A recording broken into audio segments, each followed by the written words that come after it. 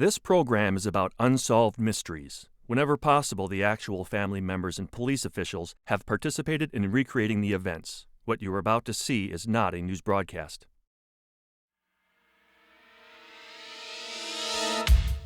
For more than 30 years, Joe and Mattie Harvey and their country store were an institution in the small town of Lewis Chapel Mountain, Tennessee. Then in March of 1991, Joe and Mattie were brutally murdered. A grieving community was shattered by the news that one of the primary suspects was a member of the Harveys' own family. In 1941, Barney Dewey and his sister Angeline were taken from their parents, separated and placed for adoption by a deceitful preacher posing as a friend. A year later, Barney set out on a lonely journey to find his sister. Perhaps you can help bring his long search to an end. In Henderson, Nevada, two unknown bank robbers took a woman hostage and led police on a dangerous high-speed chase.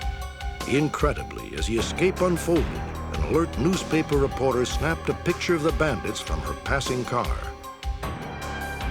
Also, thanks to our viewers, 9 brothers and sisters who were separated by the tragic death of their mother have found each other. Join me. Perhaps you may be able to help solve a mystery.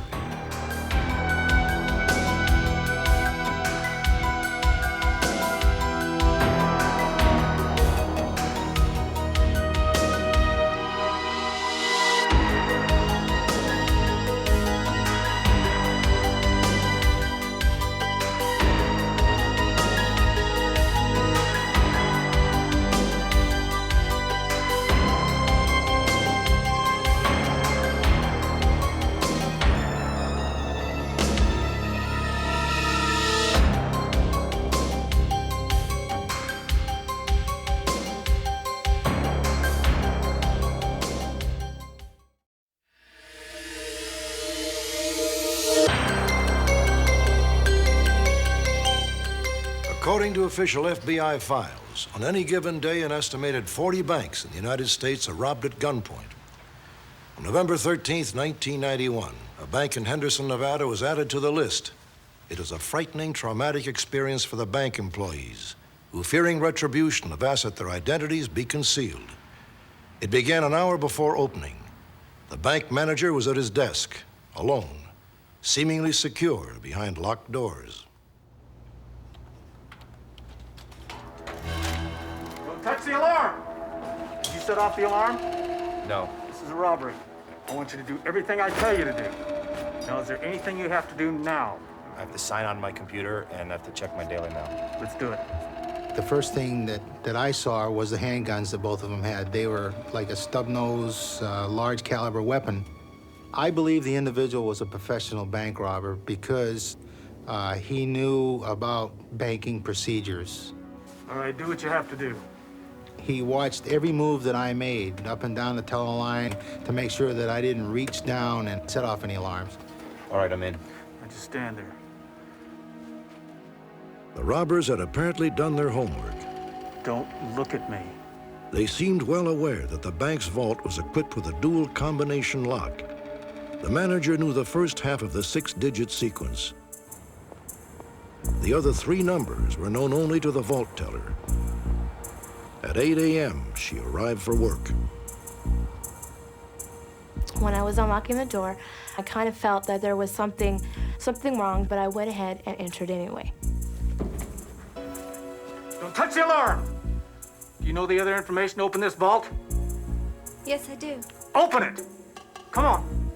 The bank robber was pretty calm, I thought. He was just really precise in what he wanted us to do. So my manager and I, we opened the outer door, and we all went inside the vault, and we went to go to the inner vault where the cash was.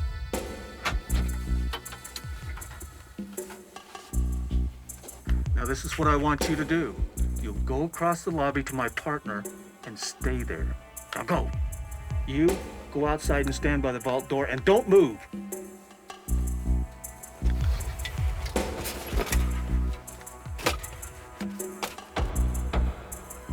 Hey! You! Get over here! 2 tellers were also taken hostage by the second gunman when they arrived for work.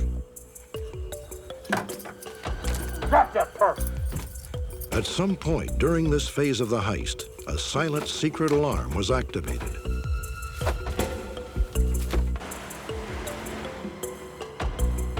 Police moved in cautiously and staked out the bank.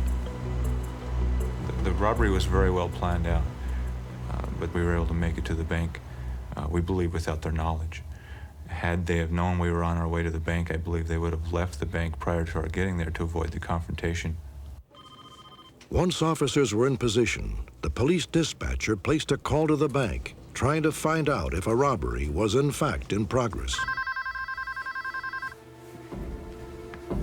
I gotta get the phone. Get it. Valley Bank. This is the Henderson Police Department. We're receiving a silent holdup alarm from your business. Is everything okay there? My stomach was in my throat. I suppose. I didn't know really what I was going to say or how I was going to say, but I knew that I had to alert this person that there was a problem within my branch.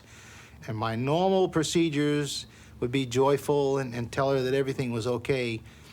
This time I just told her that, yeah, I suppose everything's okay.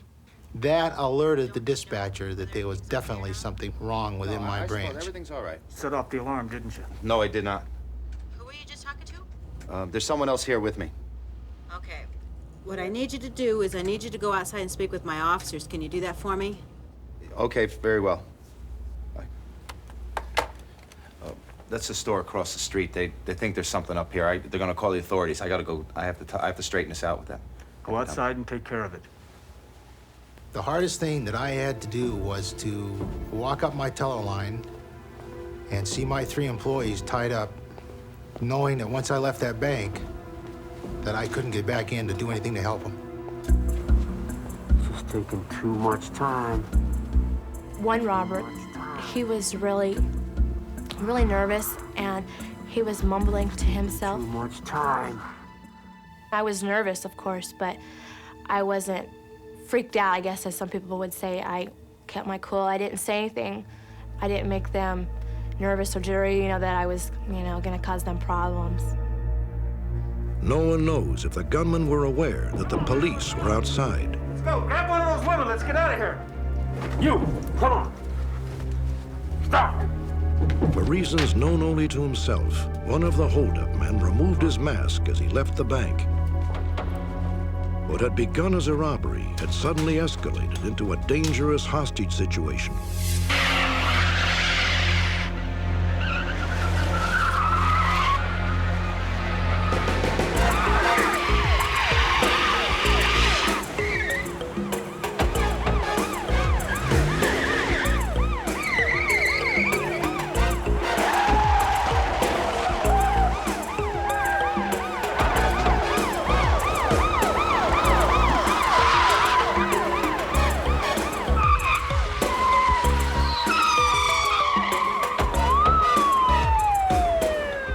The escape route had obviously been planned well in advance.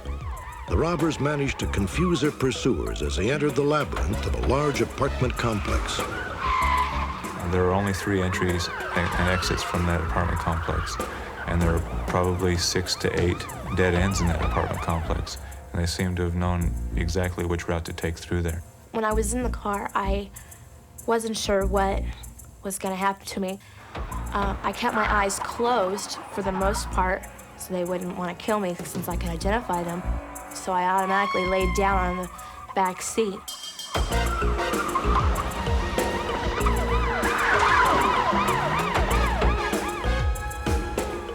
Police sealed off all possible exits in an attempt to trap the robbers.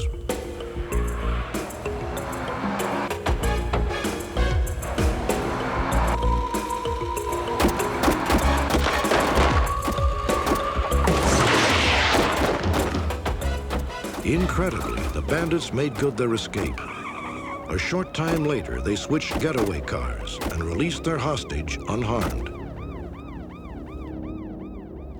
Authorities believe that the 2 men who robbed the Henderson Bank may be responsible for as many as 10 holdups during the past 5 years.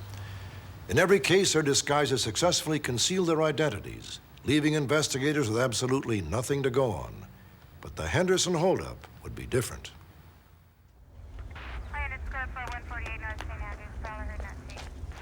That morning, newspaper reporter Catherine Scott heard of the robbery on her police scanner.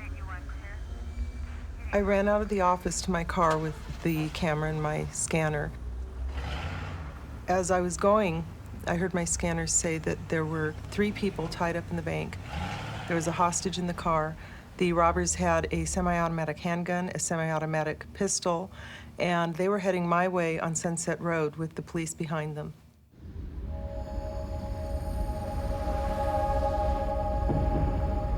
I saw the car and decided that that had to be the car. And that's when I thought, I can take a picture.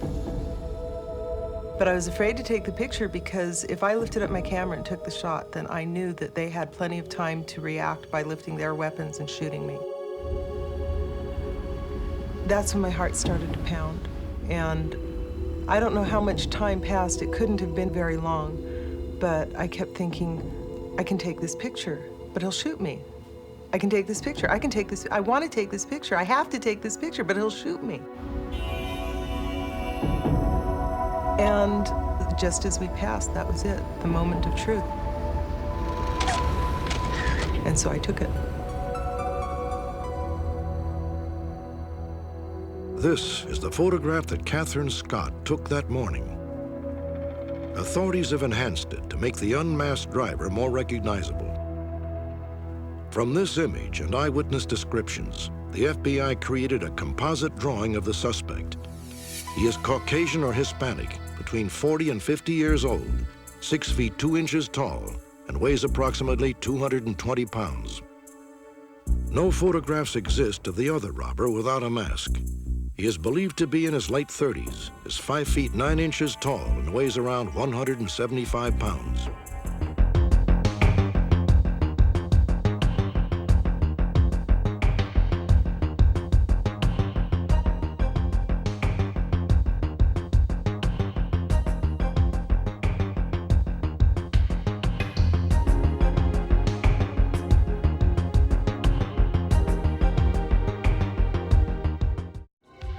Next, a man's poignant search for the sister he hasn't seen in 50 years.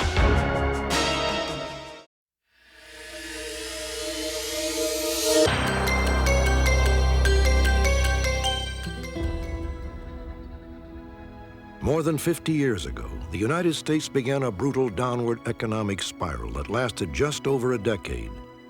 Officially, the Great Depression ended in 1942.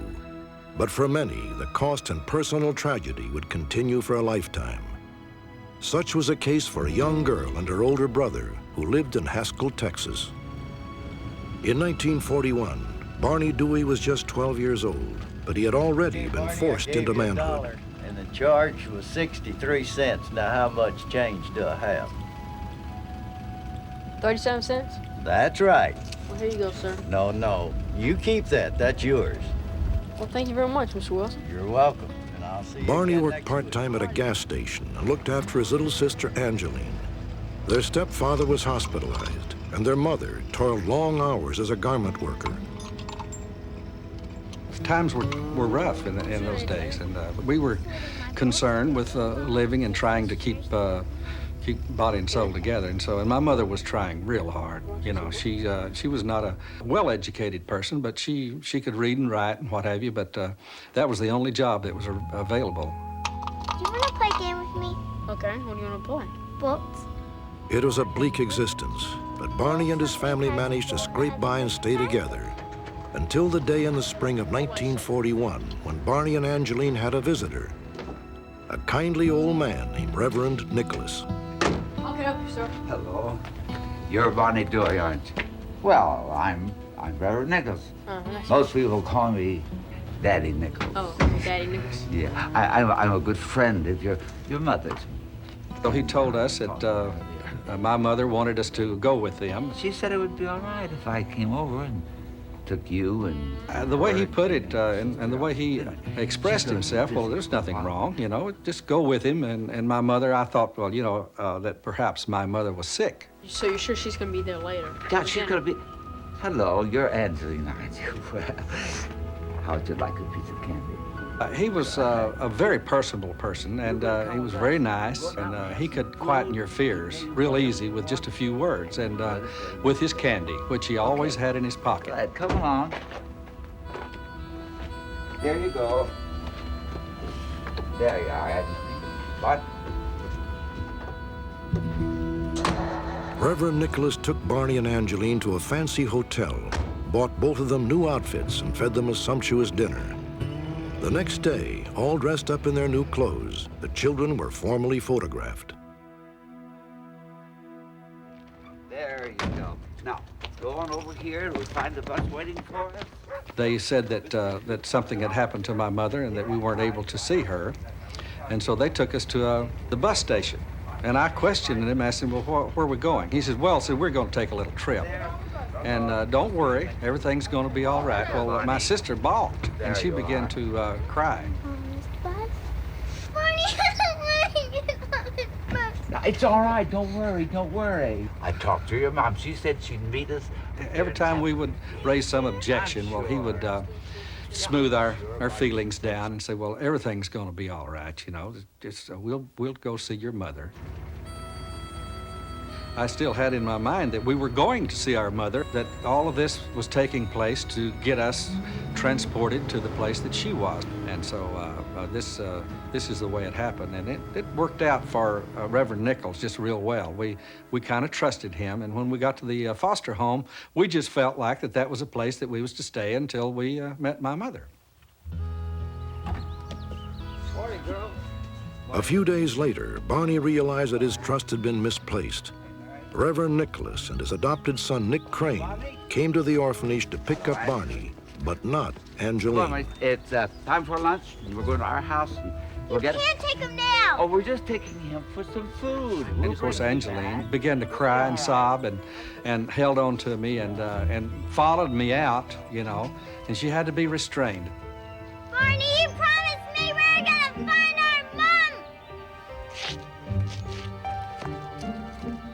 Only later did Barney understand that the fancy new clothes and the photograph had been nothing more than an advertisement to be shown to prospective foster parents. Barney was sent to live on a ranch outside Abilene, Texas. His foster parents are Reverend Nicholas's secretary and her husband, who conveniently needed a ranch hand. I had the responsibility of driving the tractor and plowing and doing the chores on the ranch to keep the animals up and everything, keep them fed and what have you. And I was pretty satisfied right at first there, you know, because I had my own horse and I could do whatever I wanted to do, you know, and on the ranch I was kind of in charge. Really felt good about it. Barney's memories of his foster parents are fond ones, even though he lived a solitary existence 8 miles from the main ranch house and saw them rarely. As time passed, Barney yearned for his own family more and more. I began to get lonely, and I began to miss my mother and my sister. Well, I just got so upset that I began to think about, you know, maybe I ought to get away from here and go look for my mother. Well, I felt obligated to my foster mother and father, and so I took my clothes off, took my good clothes off that they had bought me and everything, and I just laid them aside and put my old clothes on that I'd came to them with. And I made sure I had my money with me. I had 37 cents in my pocket. I decided I was going to go to Haskell and look for my mother. It was 97 miles from the ranch to Haskell. When Barney got there, he discovered that his mother and stepfather had moved away. Thus began a personal odyssey for Barney Dewey, one that would crisscross Texas and cover nearly 1,000 miles.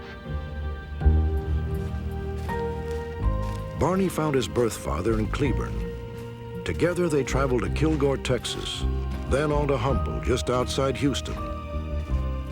There, Barney's father put him on a bus to Odessa, where he would be reunited with his mother and stepfather.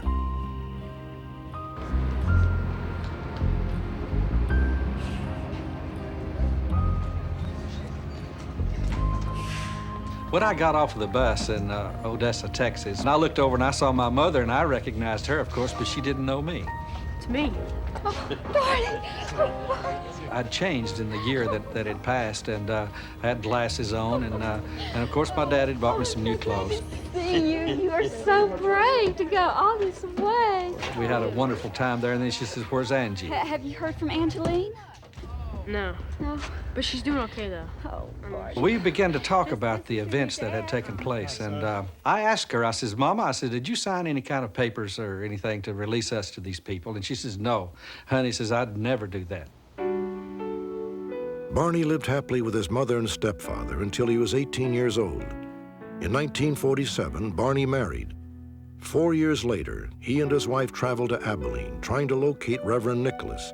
Barney asked around and discovered that Nick Crane, the Reverend's adopted son, owned a pharmacy in town.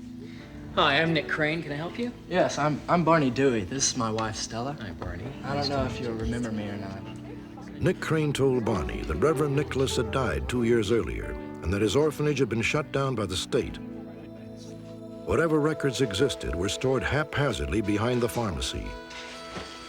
Barney and his wife sifted through the dusty papers, but found nothing that could lead them to Angeline.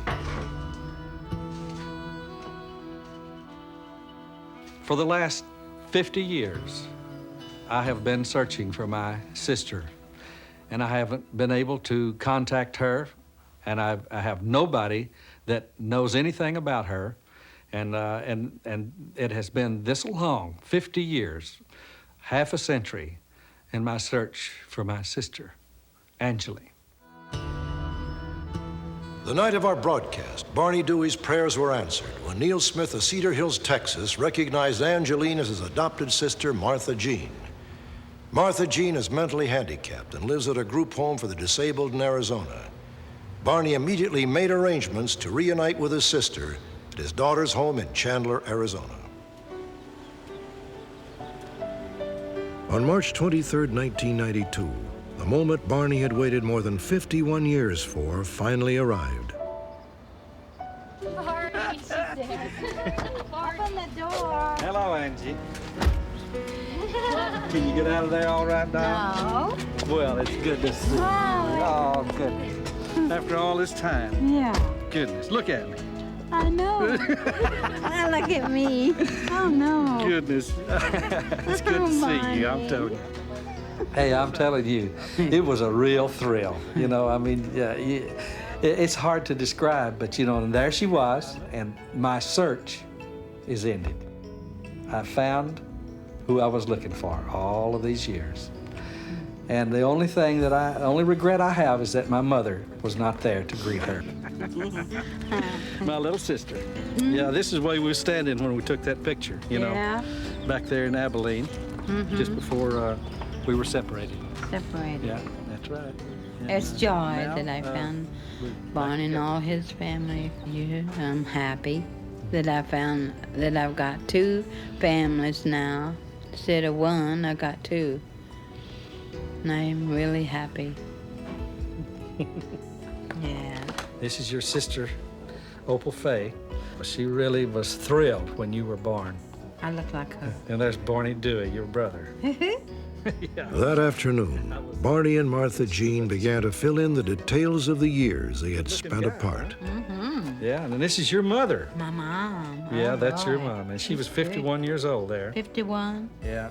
I got the information that she was treated right and had been raised properly and had gotten an education and had been loved. And so that really was the ultimate as far as I was concerned. When I got back to Odessa, I really feel good. I mean, really, this is an exciting high point in my life, and I'm really glad that everything turned out like it did, and our dream has really come true. Mr. Nichols, try to find out.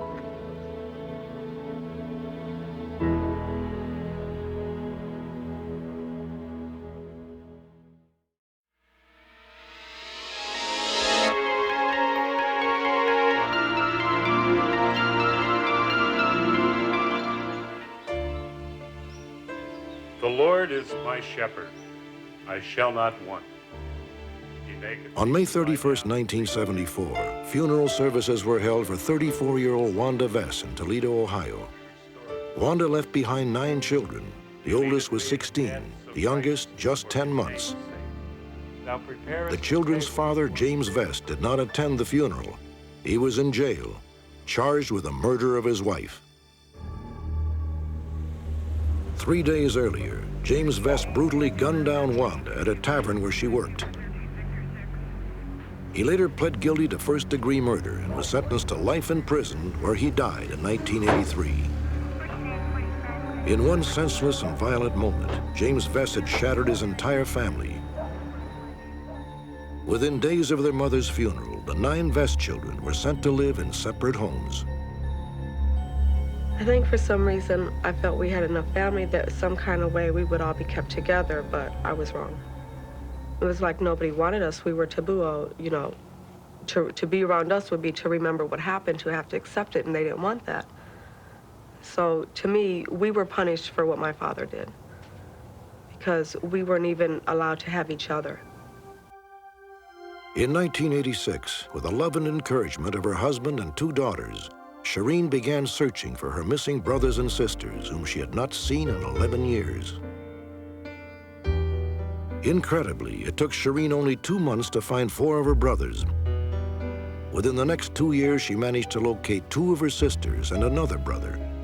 But one of the Vess children still remained unaccounted for, Shireen's brother Heath, who was 6 years old when they were separated. I actually had a dream one night that there was all 9 of us in a room, and I just know that I'm gonna get them all together. The night of our broadcast, Shireen's dream of finding her brother Heath came true when he called our telecenter. Heath, who is now married and living in Ohio, was shocked to learn he'd been featured on national television. The next day, Heath spoke with his sister for the first time in more than 17 years. 4 weeks later, Heath, accompanied by his wife Robin, arrived in Los Angeles for a special reunion with 5 of his brothers and sisters.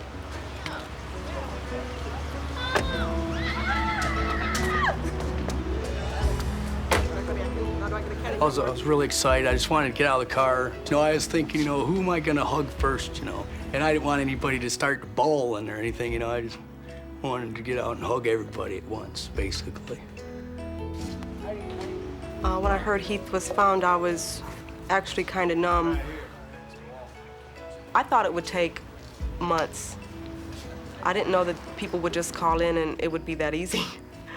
I'm glad it was, because it's been a long wait. Meeting everybody, it's changed my attitude a lot. It's picked up my attitude because, you know, I've had a lot of feelings. You know, I had that unwanted feeling, and I never really knew why. But now since they found me, I have that wanted feeling now, and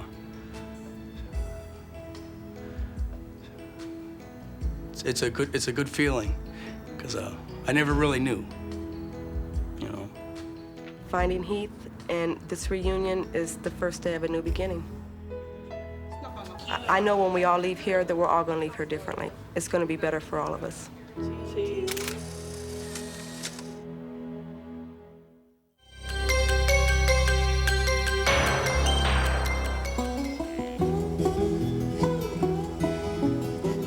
The picturesque forests of the Appalachian Mountains are dotted with small, tranquil communities where everyone knows their neighbor and families take root for generations. Joe Harvey and his wife, Mattie, called Teat by friends, exemplified the unique character of the area.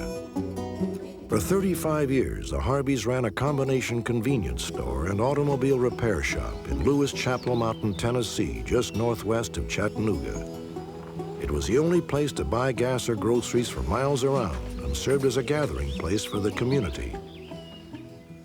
Teat liked to talk a lot, and Joe was quieter than Teat was, but Teat liked to talk a lot. That was kind of like the community newspaper, in other words, right there. They just knew everybody, and anybody needed help, they would help. It was pretty well common knowledge that they kept cash receipts from the store. Hey, Patty. I asked them time and time again not to keep that kind of money around, but they needed a bank account. And Joe, I tried to get him to even get a gun and put in a garage and station there where he's at, and he wouldn't even do that. Trusted people too much. Let's go get some supper before you fall asleep Well, in front of the TV. Joe and Mattie were such a fixture that everyone figured they would be there forever.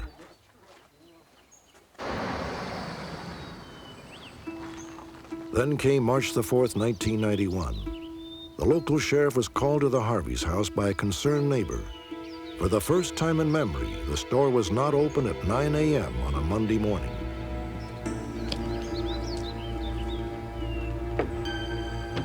I walked up a little steps like where you go up to the back door and reached to the handle of the door, and it was unlocked, so I just pushed the door open. Joe, Pete.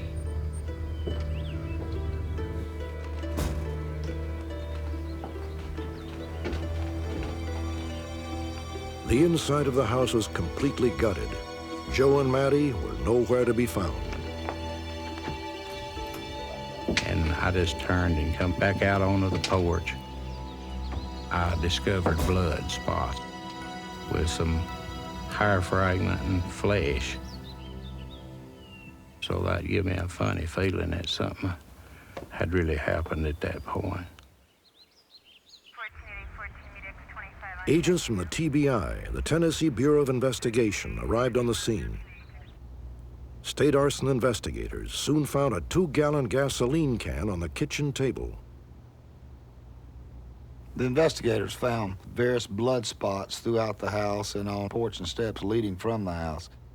The conclusion is obvious. The arson was set for an attempt to cover up crimes that had been committed there. And so with the idea that we had been informed that they did keep large sums of money, first reaction is there had been a robbery. I just thought maybe they might have been kidnapped. I thought maybe they'd went on the Smokies or something like that. But when I got to the mountain and they told me they'd found blood and the house had been burned inside, and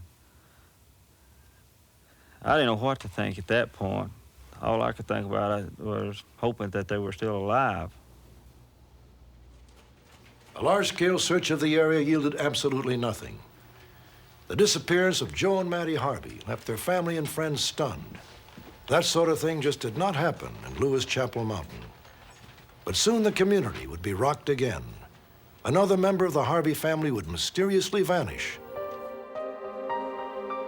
Joe and Mattie had no children of their own, but were extremely close to their extended family, especially their niece, 27-year-old Cheryl Holland, and her young daughter. Hey, Cheryl. Hey, Joe. Hi, Cheryl. Hey, sweetheart. Pete could not have loved Cheryl anymore if she had been her own daughter. That's the way she felt about her, and she felt that way about the little girl of Cheryl. She loved that little girl to death. I mean, she thought that little girl was all they were. 1 week after Joe and Mattie disappeared, Cheryl's pickup was found abandoned at a truck stop 2 hours from home. Investigators found the truck unlocked. They found keys in the truck, and they found a necklace that has later been identified as hers laying beside the truck. Also, her pocketbook was still in the truck. The evidence they found on the scene would lead a reasonable person to assume there had been an abduction. What time did you leave Ross, lady? It's about the middle of the morning on Wednesday. TBI agents soon questioned Cheryl's common-law husband, Eddie Wooten. About noontime on He tells about her taking him to Newport News, Virginia. He tells about stopping at a place where they slept, but he can't remember where they stopped. So we kept finding many, many inconsistencies such as that. We have 2 missing people, now we have 3, all out of a very close, immediate family, even, as I say, living next door in many times in her life. The favorite niece is missing. There's no money in the house, the arson, the blood, it all bills. And then the question is she really missing? Is she an abductee, or is she part and parcel of a crime? As far as thinking that Sherry was involved in anything, the TBI asked me, I was telling him that we'd had about all the grief we could take. because we'd lost a brother-in-law and a sister-in-law, you know. And he wanted to know, was it connected? Did I think it was connected? And I said, no, there ain't no way. I mean, you know, Sherry was a Christian girl, and she was living Christian life, and there's no way that Sherry's involved in this. This is altogether a different story. Eddie, when was the last time you saw Cheryl? It's like I said, when she dropped me off at Newport News. Okay, where was Cheryl the week before? On March 10th, Eddie Wooten was questioned again. He told authorities that in late February, he took Cheryl to a hospital in Knoxville for a week-long treatment of stomach cancer. What was the name of the hospital? I don't remember. You don't remember the name of the hospital? We had been told by the family that she had borrowed money and gone to other institutions for supposed treatment of a cancerous condition, and we found that not to be true. On the day in question that he claimed that he left her in Knoxville for treatments, she in fact was working in Chattanooga, Tennessee. How could she be in Knoxville at the hospital and here in Chattanooga working at the truck stop at the same time, Eddie? If I tell you what happened, what's going to happen to me? Finally, Wooten broke down, and a tale of heartless betrayal began to unravel. In all, Wooten would tell his story 3 different times. What follows is based on the court records of Eddie Wooten's confessions. That whole week, Cheryl worked at the truck stop and I stayed at home. On Saturday, I guess, March 2nd, Cheryl came home from work and she started telling me that she needed more money. So that night, we were going to go up to her mother's so Cheryl could pick up a paycheck. On the day or in question and towards the evening hours, they stopped by a service station and purchased a gas can and filled it up with gasoline. They then went up on the mountain where her parents lived, where she went in to talk to her mother, and from there they drove to the residence of Joe and Mattie Harvey. We gotta do it. We need the money. We don't need it that bad. We need it. They got more than they need, and I know where they got it. Eddie, are you gonna help me do this or not?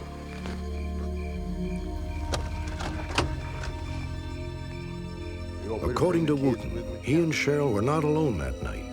When they went into Joe and Mattie's house, they left their 6-week-old son and Cheryl's 5-year-old daughter in the cab of their truck. You got the gun? What do I need a gun for? Because we're gonna have to kill him. Kill him?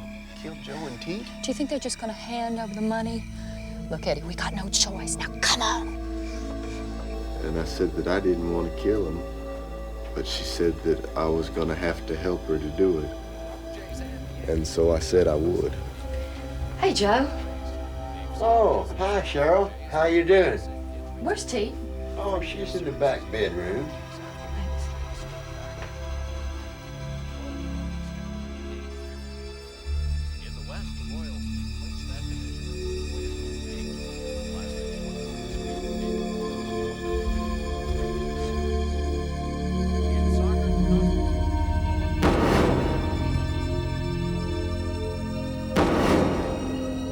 Came out of the back bedroom and I shot her in the head.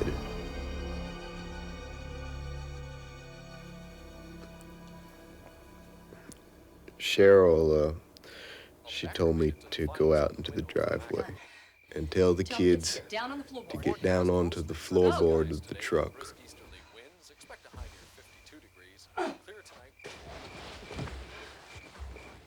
According to Wooten, he and Cheryl stuffed the bodies into the trunk of Joe and Mattie's own car. Next, Wooten followed Cheryl as she drove the Harvey's car across the Alabama state line. They stopped at the Bridgeport Ferry on the Tennessee River.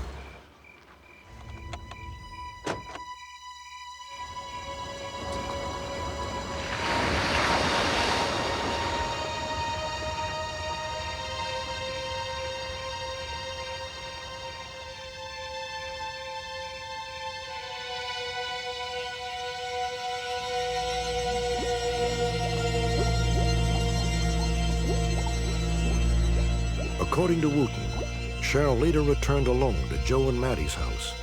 She stole an estimated $150,000 in cash. and then tried to cover up the crime.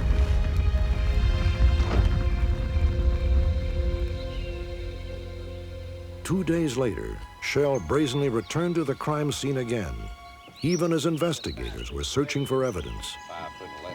She intended, obviously, for the house to burn completely, and the house did not burn. As a result of that, the gas can was left basically intact on the kitchen table. You're not gonna believe what's on the bottom of this can. What's that? Bloody fingerprint. Hey, Mike, come here. Shoot the print.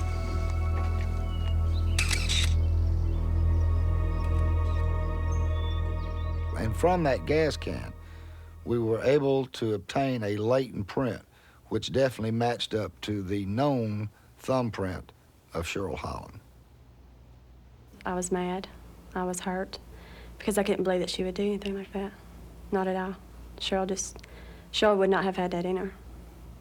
I'd done heard so much on Cheryl that it didn't shock me anymore. I mean, it was, I just felt like it was Cheryl and Eddie, and at this time, I felt like she was as much involved as Eddie was. Searchers began dragging near the Bridgeport ferry. On Wednesday, April 17th, they found the Harvey's car. Joe and Maddie had both been shot in the head, just as Eddie Wooten described. The hardest part is when I had to identify the bodies. I just identified them and walked off there for a few minutes. I had to.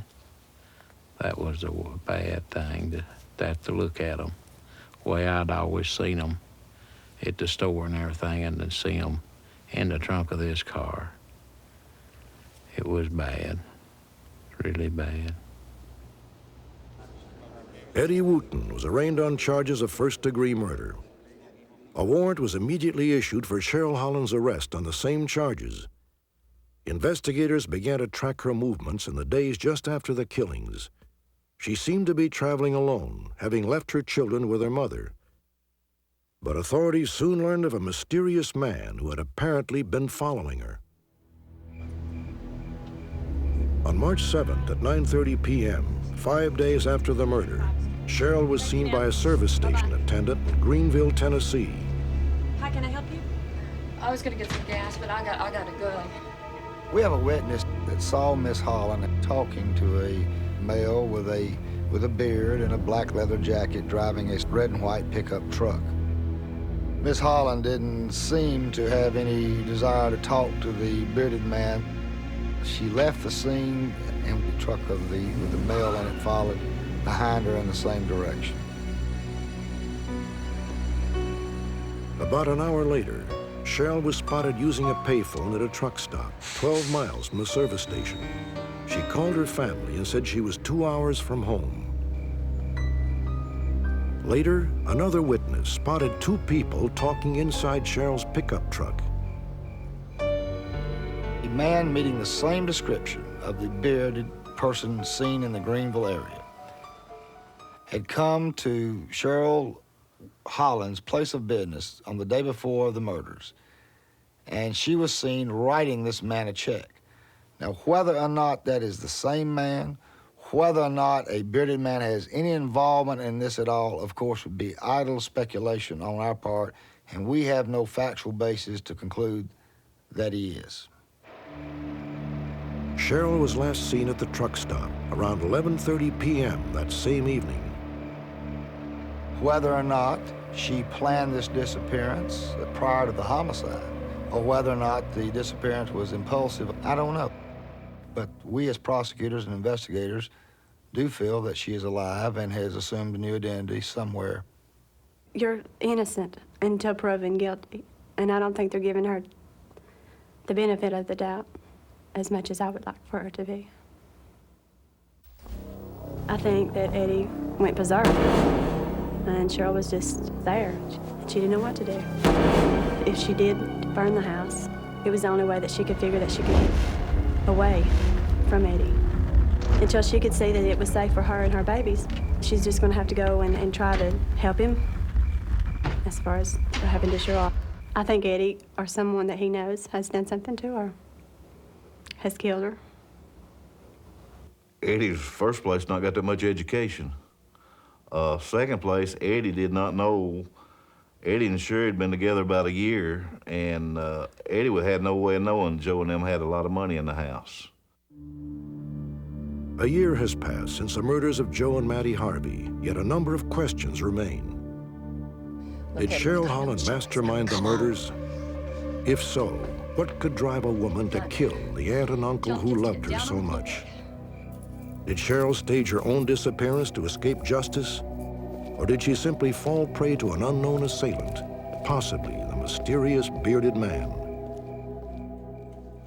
No one will ever know exactly what transpired on the night of the murders until Cheryl Holland is found. Authorities believe she is still alive and has fled Tennessee. Her common-law husband, Eddie Wooten, remains behind bars awaiting trial. Update, Austin, Texas. Less than an hour after our broadcast, Cheryl Holland was captured thanks to a viewer's tip.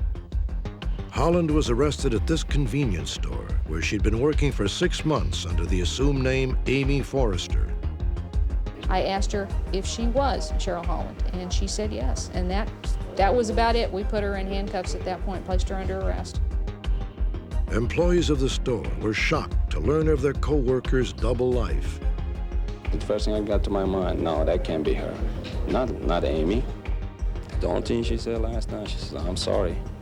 I got myself into a mess, and I will get myself out of it. 4 days later, Cheryl Holland was returned to Tennessee to face charges of first-degree murder. Any time that you apprehend someone that's a fugitive in a case like this, a case of double homicide, you're relieved, and yes, we're relieved from that standpoint. If convicted of the charges against her, Cheryl Holland could receive the death penalty.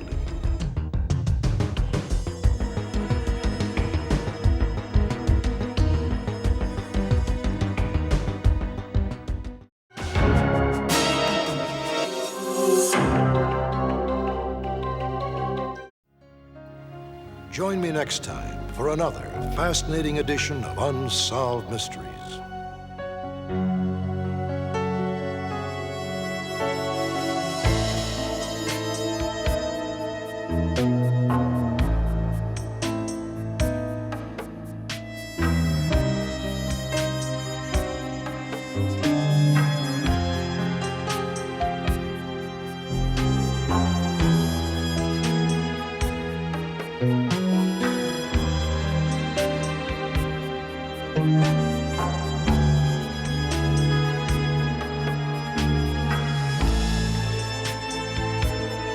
Thank you.